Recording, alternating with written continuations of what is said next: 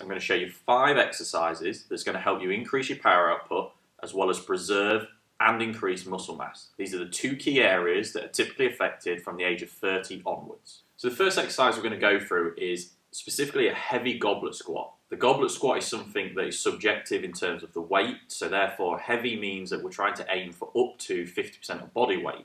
Obviously 50% of body weight with a dumbbell will be quite large, will be quite heavy, and that's something that needs building up to. The reason being is when we go into the goblet position, we're having to work the interior core, so basically think of upper body trunk stability, and this will also help us develop the strength in the lower body and the vertical force production to help with speed and power output. So we're just going to go into a typical squat position, cupping the weight tight to the chest, head and shoulders up, chest out, good quality squat, and then powerful up. So the hand supported squat jump, this is going to help produce more power output from the legs, from the ground up. The hand supported option allows you to create more effort, probably more height in the jumping motion, so you don't have to just overcome your own body weight. It's a good starting option, and it also helps move a little bit quicker. So set up roughly a barbell, roughly shoulder width, shoulder height. We want to then not get too far away or too close to the bar, because when we go down into the squat, we want to feel like we can stretch the arms and the back muscles, but we're not going to then, if I was to go in this angle, pull forwards. We need to pull vertical. So we need to get a position where we can do both on the way down, and then as we come up, we're going to pull as hard as we can with our upper body and push as hard as we can with the lower body.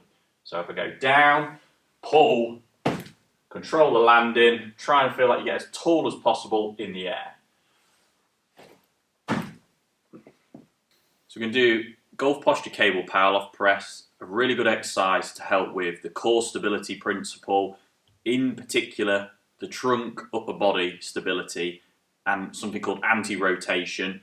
So basically we're going to set up cable relatively heavy. It needs to be heavy enough where you feel you have to work hard to prevent your body from being pulled out of position, but not so heavy where you can't actually do that. We want to go roughly feet shoulder width apart, create like a little hip hinge so you're almost kind of sat into the ground. Imagine a very good type of athletic golf posture. Bring the cable to the center of the chest. That cable now is trying to just pull me out of position. As I then get into that setup, I should feel like I keep traction through the ground. I'm then going to try and press my arms in a straight line without the body shape changing as I push forward. So really using that core, trunk stability, and ground traction.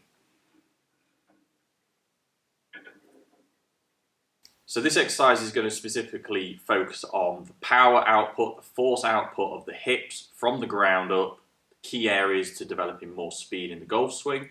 We're going to use a heavy-ish kettlebell, again probably in the region of around about 30% of body weight, something that's heavy enough where you have to create a lot of effort to move, but not so heavy where you can't physically create the movement that's required. We're just going to go into the kettlebell setup, so basically feet roughly shoulder width apart, pick the kettlebell up, standing nice and tall, shoulders back, and then we want to create a proper hinging motion, not a squatting motion, and thrusting the hips with as much force as possible. So under, explode, under, explode.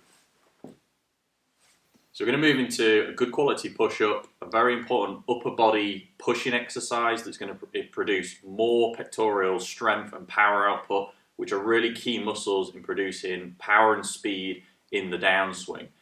Obviously, this will also create some good core stability, trunk stability if done well. Depending on your starting level, depending on the depth you go, you don't have to go all the way to the floor. Start in a position where you can go as low as possible, pushing up as powerful as possible for at least 6 to 10 reps. So we want to make sure we get a straight line from the back of the head to the heels in that region, so we don't want the hips too low or too high.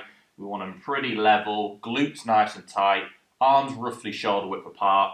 Try and keep that straight line and then push up as powerful as possible without losing that shape.